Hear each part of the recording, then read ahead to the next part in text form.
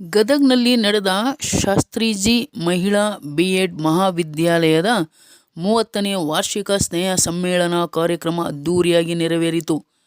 ಕಾರ್ಯಕ್ರಮದ ಅಧ್ಯಕ್ಷತೆ ಶ್ರೀಮತಿ ಶಕುಂತಲಾ ಶ್ರೀಕಾಂತ್ ಹಿರೇಮಠ್, ಅಧ್ಯಕ್ಷರು ಜೆಸಿಎಸ್ ಎಜುಕೇಷನ್ ಸೊಸೈಟಿ ಗದಗ್ ವಹಿಸಿದ್ದರು. ಮುಖ್ಯ ಅತಿಥಿಗಳು ಡಾಕ್ಟರ್ ಉಮೇಶ್ ವಿ. ಪುರದ್ ಭಾಗವಹಿಸಿದ್ದರು. ನ್ಯೂಸ್ ಬ್ಯೂರೋ, ಮಹೇಶ್ ಮೇಟಿ.